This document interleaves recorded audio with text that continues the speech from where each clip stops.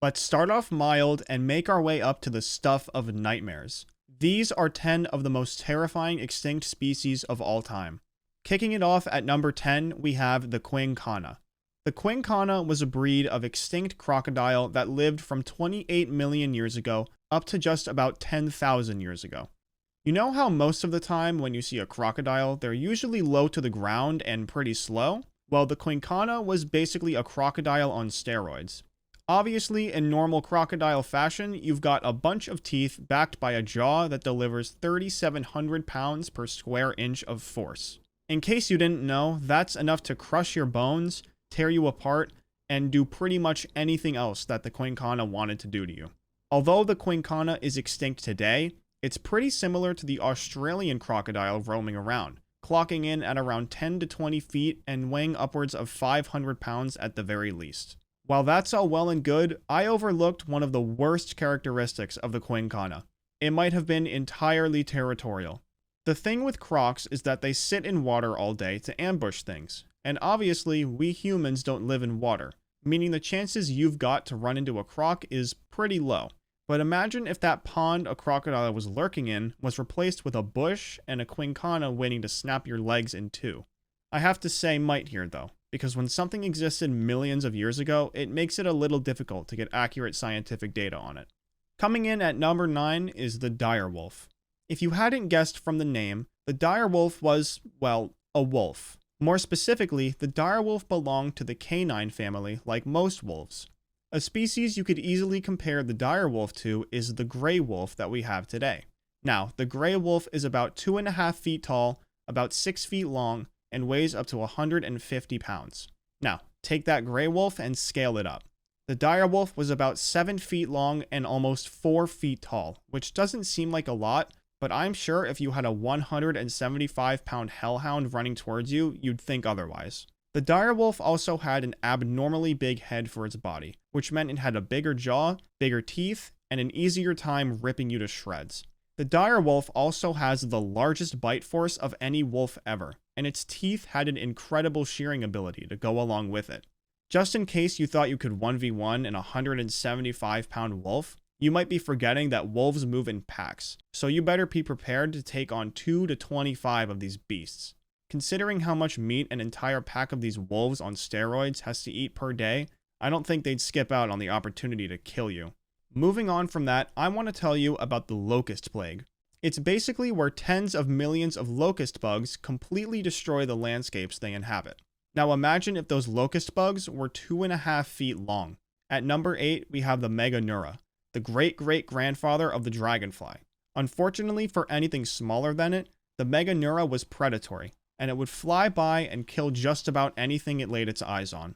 It also had special spinal bones on its legs, which allowed it to simply fly by and entrap whatever was unlucky enough to be below it. Once the victim was caught, the Meganeura would hug it with those weird leg spines until it died. Luckily for you, these things didn't weigh that much, but usually when you see one bug, there are always more. Remember before when I mentioned how there'd be millions of locusts? Well, you're in luck again. There weren't millions of them back in the day, but just imagine a few thousand predatory bugs that were nearly 3 feet long trying to lock onto your limbs and kill you.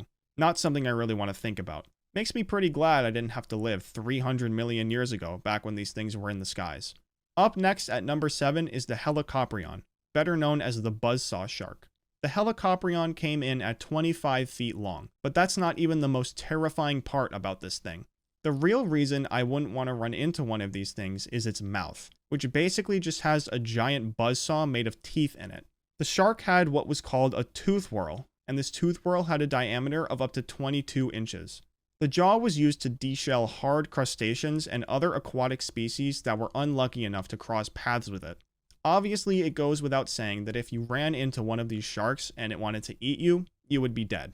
Unfortunately, like with most of these ancient species, there isn't a whole lot that's known about the Helicoprion, especially since the spinal structure is made of cartilage, which just disintegrates after they die. Due to these factors, the official scientific constructions of the jaw vary, but one thing was for certain. This thing had a giant wheel of teeth, and if it could crush hard-shelled sea creatures, it could just as easily crush you. At number 6, we've got the giant sloth. We all know the sloth of today as a slow and gentle creature that doesn't really do much. However, prehistoric sloths such as Megatherium were massive creatures that lived during the Pleistocene epoch. Species like the Megatherium could reach sizes of over 20 feet in length and weigh several tons. Unlike the sloths of today, these giant sloths lived on the ground instead of chilling up in trees. Imagining such a slow elephant-sized sloth moving through a forest would definitely catch me off guard. While they may have looked pretty creepy, literally being giant sloths, it's a good thing that they were still so slow like normal sloths. I don't think anybody wants to get hunted down by a rabid 20-foot-long giant sloth. At number 5, we've got the Hyaenodon. Between the name and how most of these prehistoric animals operate, I'm sure you can work out what the Hyaenodon was like. It was basically just a giant hyena-like creature that's 2 meters long, has a massive head, and gigantic teeth. The Hyaenodon would use their massive jaws to bite the heads of their prey and crack them open with the giant front teeth they had. To make matters worse, the Hyaenodon had a tiny brain for how big its skull was, so if you ever got caught by one of these things, odds are the only thing it would think to do was kill you. The Hyaenodon species were also known to move in packs like the hyena we know today. So just imagine a pack of 800-pound brainless hyenas running at you with only one motive: to eat you. It's worth mentioning that the Hyaenodon are part of an extinct family called the Hyaenodontidae. So they weren't technically hyenas, but nonetheless, if you ran into one of these, you were done. At number 4, I present the Gorgonopsids, an 11-foot-long, 600-pound, half-reptile, half-dog killing machine. The teeth of the Gorgonopsid suggest that when they hunted large prey, they used a bite and retreat tactic, where they would ambush and take a debilitating bite out of the target, then follow it at a safe distance before its injuries killed it. Along with this, it would also grapple with the animal and deliver a killing bite. Both of these methods are extremely lethal considering the size of this thing, and that's not even considering the jaw that this thing had. It could open in excess of 90 degrees without even having to unhinge it, meaning that it really could take a massive bite out of whatever it wanted to. The Gorgonopsid looks kind of like a giant lizard dog, which makes it weirdly terrifying considering there's nothing alive today that looks like it. But there is one thing we can compare it to: the saber-toothed cat.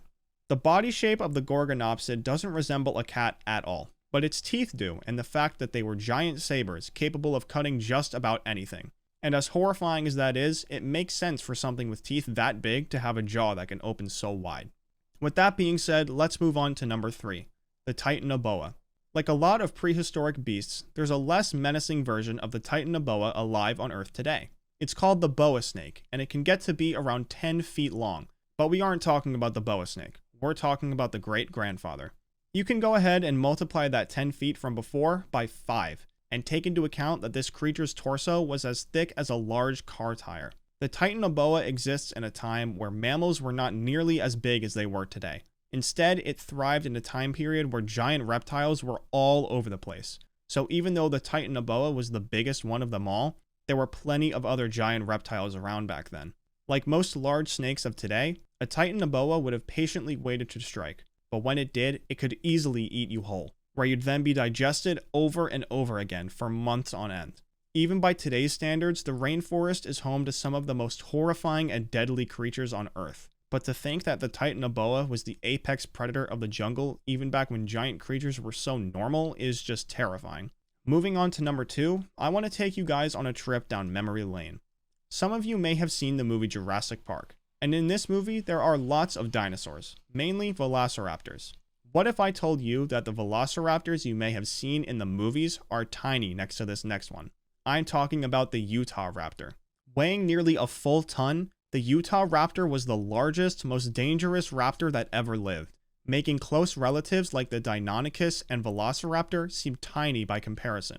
Among other things, raptors can be identified by their curved claws on their hind feet, which they use to slash and claw through their prey. Fitting its massive size, the Utahraptor had 9-inch claws on its feet that could pretty much kill anything.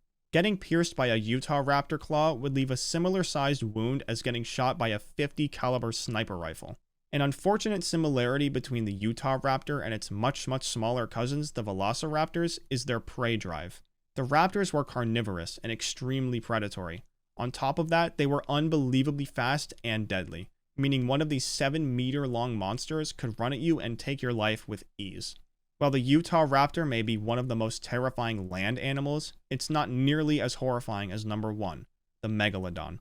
The Megalodon clocks in at 20 meters long and weighs upwards of 100 tons. It's obvious that a beast of this size would have a very easy time ending a human's life, so I'll just gloss over that fact. It targeted large prey, such as whales, seals, and sea turtles. Juveniles inhabited warm coastal waters and fed on fish and small whales. Unlike the great white shark, which attacks prey from the soft underside, the Megalodon used its massive jaws to break through the chest cavity and puncture the heart and lungs of its prey with ease. A single tooth of a Megalodon is as big as a human hand, and there were rows upon rows of these teeth ready to eviscerate whatever ended up in its jaws.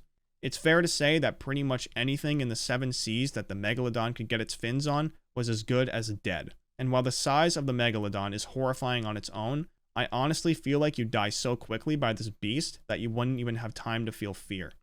Well, that's my list of what I think were some of the most horrifying extinct creatures to have ever walked on this earth. It's probably for the better that they're all extinct, because I wouldn't necessarily want to run into any of these animals. Anyways, there are loads of other horrifying extinct species, so let me know some of your favorites down in the comments. If you enjoyed this video, be sure to drop a like, and don't forget to subscribe.